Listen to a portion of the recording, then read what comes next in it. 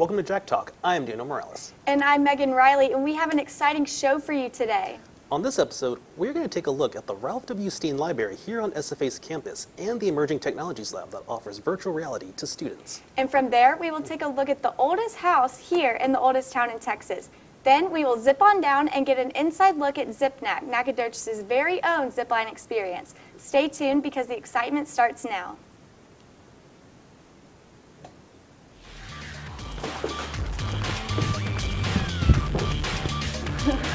You made it.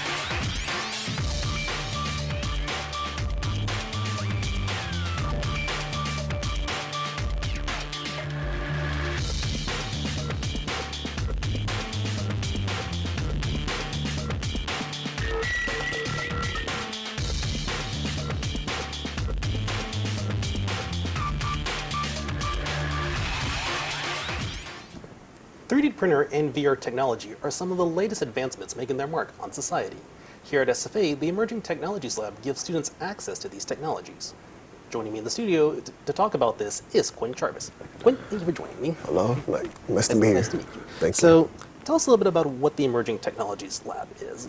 Okay, so we have two different sets, and we have a stand-up station called the HTC Vive, and we have ones where you can sit down, which is called the Oculus. And so virtual reality, which most people know, is when you put on the headset, and it allows you to experience a virtual world. Oh, okay, that's really cool. And you said you had Oculus sit-down stations as well? Right. Most people, we used to have gaming chairs where people could sit down, but more people are starting to stand up since we switched them out. But you get two different experiences, one where you can sit down and the other one where you can stand. Okay, and you do have 3D printers as well? Is what I heard? Yes, we do. So we have two stations right now. We're working on setting up a third one, and we usually have people print around 3 hours, you know, no more than 3 hours, but yes, we do have those. And is that usually how long it takes to print off from 3D printing? No, you can print up to 24 hours if you would like, but just for SFA policy, 3 hours is the max we'd allow students. Okay, and so, so when it comes to printing off these 3D models, if it's still printing and a student has class, then what do they do? So yeah, usually we have people sign in and they will come in and print, and so after that, we'd hold the print for them. So if they want to come and print, then it's going to take like 2 hours. Then they can go to class, go eat, or do whatever, and then come back, and their print will be ready. Okay, so they can come back. Right. And do you have things that, like designs that students can print, or can they bring in their own designs? Is it a combination of both? Yeah, so there's a combination of both. We recommend students use a website called thingiverse.com, and there's also other websites where students can create their own designs and they can print whatever it is that they've designed. And we also have programs on the virtual reality that allow students to do that. Okay, and you said you could design your own ones through the virtual reality. I think that's really cool. Yes. What are some of the interesting designs you have seen? Oh, well, myself, for instance, I've 3D printed a cell phone holder because sometimes I just like to have, I like to do my work while I'm at work, and then I'll have my cell phone laying there. We have prints here. This is a pencil case holder right here, and you can see Bender from Futurama. Yeah. So there's different designs that you can do, but cool. This is really interesting to me because, like I said, it's a pencil case holder. So instead of going to Walmart and paying for it, you could just come to SFA and print for free. Yeah, and did you design this yourself? Or? I didn't design that. That was already on thingiverse.com. Oh, okay. But that's really cool. They have that. Another interesting thing, a lot of people, I know if you're like me, I'm pretty cheap, so I like to 3D print a lot of stuff. So a cell phone case, for an example, can be 3D printed. Cool. Yeah, I think there are a lot of people who would want to print off their own 3D cases because, you know, it's better than just going out, like you said, instead of going to Walmart and paying money, you can just print it here for free. Exactly. So those are some of the more interesting things I've seen. Okay, and what's this one right here? This here is a sculpture. So a lot of times we'd have people who are like interested in sculpting and stuff like that. They'll come and print little figurines, or they'll print statues or something with the base, so that way if they need it for class or if they just want it for their own personal use, then they have access to it right here at Stephen F. Austin. Okay, and is this like a particular like famous sculpture? I'm not sure. I think so, but I can't tell. I can't really make it out. It kind of looks like Julius Caesar to me. I think that's what it is. It's just missing the arms. Yeah, and yeah, and you said it can be anything for free or anything for fun. Like I printed this one when I went to go visit the Emerging Technologies Lab. I printed off this Dratini, which is one of the original 151 Pokemon, as you can see. Yeah, it's just a lot of fun. Right, and we also have different colors, as you can see. We have gray here, we have clear, we have purple, we have green, red, gold. We have a lot of different varieties. That's pretty cool. And what material are these made out of? That's called, the filament used is called engine. So we used to use two, ABS and engine, but now we just reverted to engine. Okay.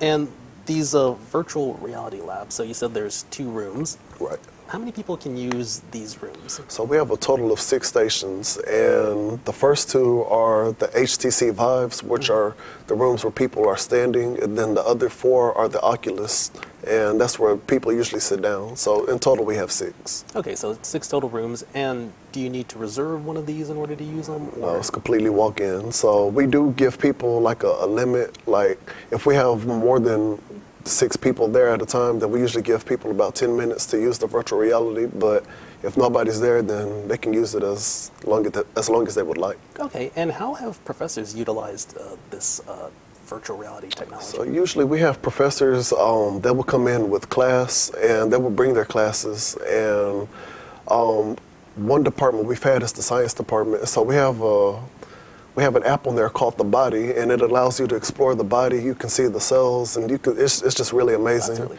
cool. And it's like it puts you in this little pod, and then you get to like drift, and it tells you what each organism is, or it tells you exactly what it is and what it does. And so you get to like travel through the body, and you get to see it. So I've seen professors use that in that aspect. That's really cool. And I heard that one professor used Google Maps as well. Yes, that's really popular, Google Maps. So you get to travel across the world. You get to go to famous places that you see. So it's really great. And where can people go for more information on this? You can go to sfasu.edu/VR, or you can come simply to the library and get more information about it. All right, thank you very much. Thank you, Quinn, for coming in and telling us all about this amazing lab. It's been an amazing experience, and I'll probably drop by more. Thank you. Check out their website at library.sfasu.edu/VR to find out more. Don't go anywhere, because when we come back, Megan will take you on an inside look at the oldest house right here in Nacogdoches. We'll be right back. History runs through the streets of Nacogdoches, and joining me in the studio is Justin Oakley, the museum assistant at the oldest house here in Texas, the Sterne-Hoya Museum House and Library. Thank you so much for joining me today, and I'm really excited to learn more about the house. So tell me, you're the museum assistant. What exactly does that all entail? Well, it entails giving guided tours to visitors, general care for the building, things like that. And sometimes on our off time, we also engage in research for the city. Oh, nice. So do y'all do research for just like the different historical places, or is it just Nacogdoches? That's a part of it. A lot of it's surrounding the local history of the area, Gotcha. East Texas and Nacogdoches. So what would you say your main role is a part of the house? Well, I'm one of 3 museum assistants that work for the city. This is all a part of the Historic Sites Department of the City of Nacogdoches. We run 4 historic sites, including the Sterne-Hoya House Museum and Library. We also operate the Durst-Taylor Museum, the Railroad Depot, and the Zion Hill Baptist Church. So. Cool. So it's pretty crazy. This is the oldest house here in the oldest town in Texas. So when exactly was it built? Well, it's the oldest house that's still standing. It was built around 1830 or so, and it's one of only 2 houses built during that time period that survived, the other being the Durst-Taylor house. That's so cool. I love how Nacogdoches is so like historical, and Yeah. I've checked it out, and I'm excited about it. So who exactly built the house? Well, the house was built by a man named Adolphus Stern. He was a German Jewish immigrant to Nacogdoches who came here in the mid-1820s. He was pretty involved in the Texas Revolution. He was one of the financiers of the effort. He was responsible for raising money and equipment for the troops. He also helped recruit soldiers as well. He was responsible with bringing the New Orleans Greys to Texas to fight in the Texas Revolution. Two of those companies served. One was at the Alamo, and the other was at Goliad. The company that served at the Alamo actually came to Nacogdoches before they marched down to San Antonio and camped on the property where the house now sits. Did he ever live in the house himself? He did, yes. His family lived there for around 30 years or so. Okay, so the name, Sterne-Hoya, so is that the same family, or are they two different families? They are two different families. Both of the families knew each other. The von der Hoya family also came from Germany, from Prussia. They were from an old noble family, so they had that von der in front of their name to denote their title. They purchased the house from Sterne's widow in 1869, and they lived there for, well, from 1869 to 1958. And then they sold it to Nacogdoches as a library? Well, they didn't sell it to the city. They did deed it over to the city in 1958 to open up as a branch of the public library and also a museum. And it actually served as one of the branches of the public library here for over 20 years. So since the Sterne family was technically the first to live there, why is it named Sterne-Hoya instead of just the Sterne Museum? Well, it's got the unique status of only ever having two families live in it in almost 190 years. So it's just to represent both of the families that live there, the Sternes and the Hoya family. So what's the overall importance of the house for the city of Nacogdoches and community? Well, apart from being the oldest surviving house in the city, it's just a focal point for Texas history. It kind of highlights the importance of the city of Nacogdoches during that time, during the period of the Revolution, and then later on, after the Republic of Texas came into being, it just is filled with history. It really is a local treasure.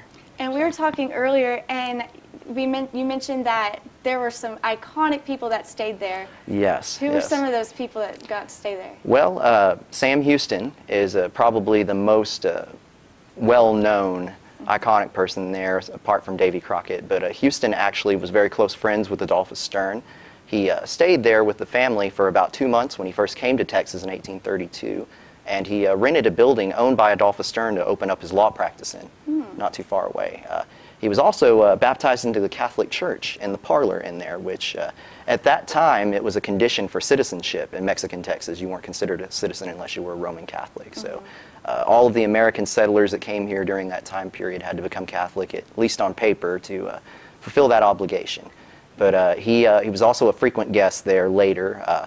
And Crockett came. He spent about 10 days with the Sterne family when he came to Texas in 1834, just a few years after Houston. Did he know the Sterne family, or was it just whenever he got here? Well, the Sternes did know Crockett, and they knew Houston as well. Adolphus Sterne, before he got to Nacogdoches, was operating a kind of a traveling mercantile company out of New Orleans. And on one of his trips up into Tennessee, he met Houston and then later Crockett.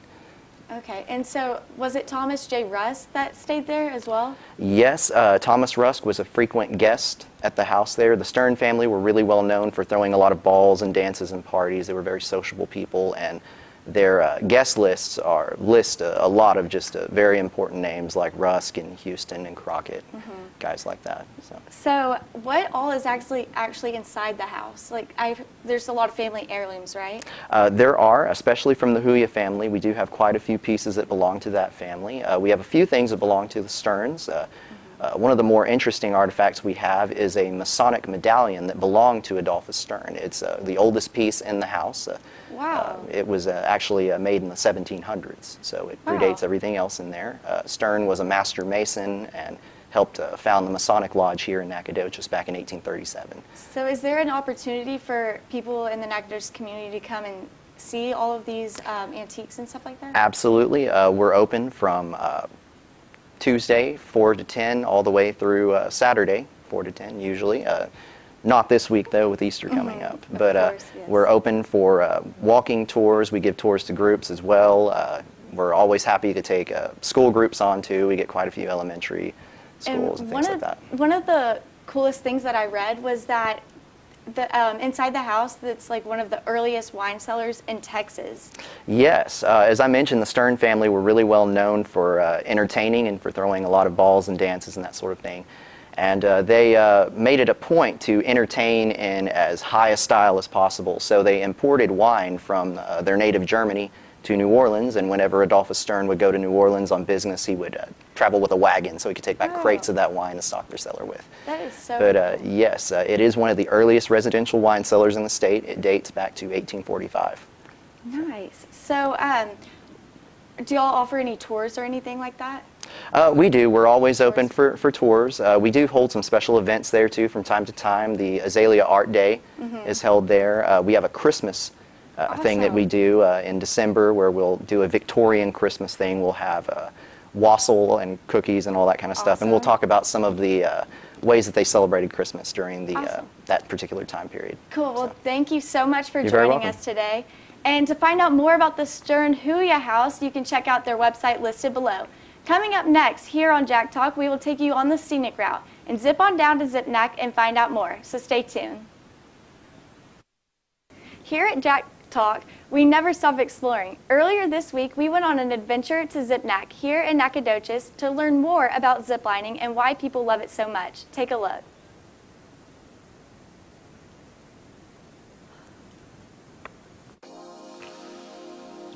The highest thrill in the oldest town in Texas, Zip Nac, is only 7 miles from the Stephen F. Austin State University's campus. Opened in 2011, Zip Nac has continued to be the travel destination for East Texans to fly high in the sky. The Zip Nac experience takes roughly up to 2 hours to complete, because the owners of Zip Nac wanted to offer a unique East Texas ziplining experience. There are many steps regarding safety, rules, and regulations that riders must follow. The process begins by the tour guides preparing the riders for the adventure. However, all riders must sign a waiver prior to zipping through the piney woods. Once all riders have completed the waiver, they are then sized and measured for the proper riding equipment, such as a harness, a hard hat helmet, and as well thick gloves, which will be used as a brake when riding down the cable.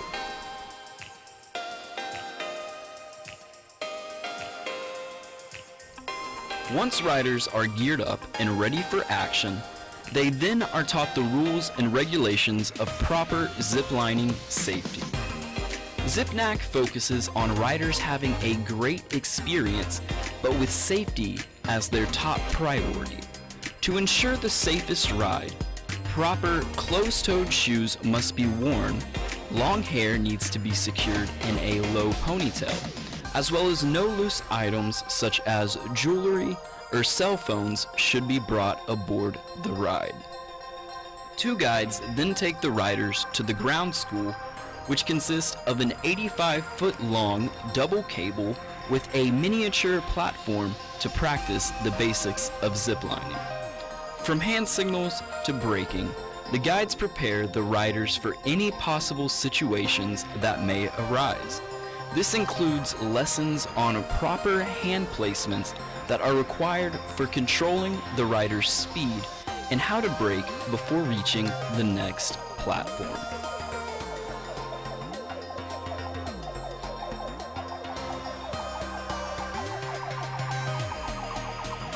Once they've passed ground school, the zippers are ready to begin their Zipping East Texas experience.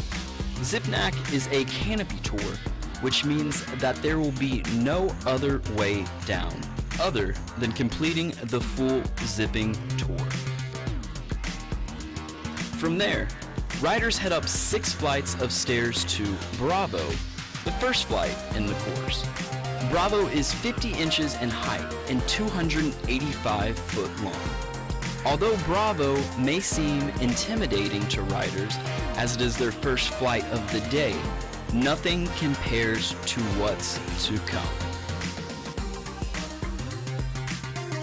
After their first flight in the sky, riders then land on the wooden platform, which leads them to an even more intense riding experience, a Dante. A Dante is a 320-foot line that leads through tree openings to the sky bridge. The two guides then loop a rope securely around the trolley and then walk up the wooden bridge to the Allegro platform.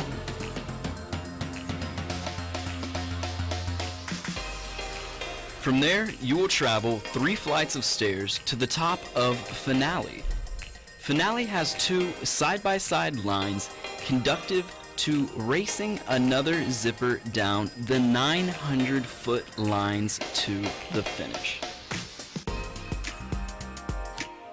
Once you Zip Nac, you will want to return with friends and family. You will also want to zip at night, a totally different exhilaration than the daytime. Scare the Air at Halloween, Zipping Wonderland at Christmas, and couples newlywed zip at Valentine's have become a few holiday favorites for East Texans.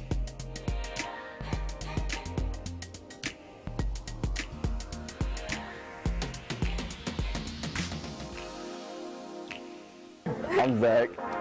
I'm Jeff. I'd say my day normally starts off with me inspecting the course. I go through and make sure all the lays are where they're supposed to be. There's no frays in them, stuff like that. Check all the lines, make sure that everything's adequate and everything's okay. Dig down, check that off. We have a whole checklist actually you have to go through, make sure everything is up and correct. Once we get that, we get all the clients in, get their tour logs, make sure they have waivers and stuff like that, and then we harness them up, get going. Take a big ground school, take the pictures we need to take. Ziplining's alright, but the people make the job, the excitement going. Every group's different, so you see a lot of different personalities and whatnot, yeah. Makes it exciting. It gives us like a different adventure that we don't really have besides this. I mean, what else is there? Like bowling, movie theater. I mean, we're only real adventure. At the end of your experience, you will have gained knowledge of all things zip. If you initially arrived with the fear of heights, that will all be gone and you will be prepared for your next ziplining experience. Zip Nac brings thrills while joining the Nacogdoches community together.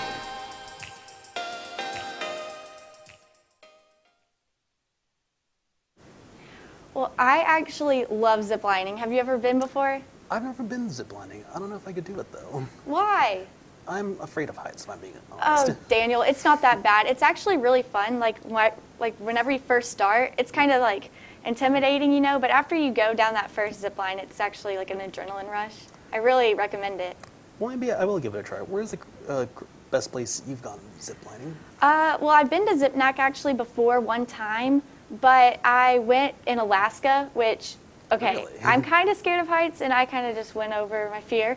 And it was really scary, though, because it was like just over these like mountains and yeah, but yeah, I don't know. I've also been ziplining like in Honduras, which that was another time. For another time, I'll tell you that story because it was crazy. So you can stay up to date on Zip Nac by checking out their social media at Zip Nac or on their website at zipnac.com. That is all the time we have, so stay tuned for next week for more exciting news about all that's going on around the Piney Woods. For SFA TV's Jack Talk, I'm Megan Riley. And I'm Daniel Morales. Don't miss us too much. We'll see you next time.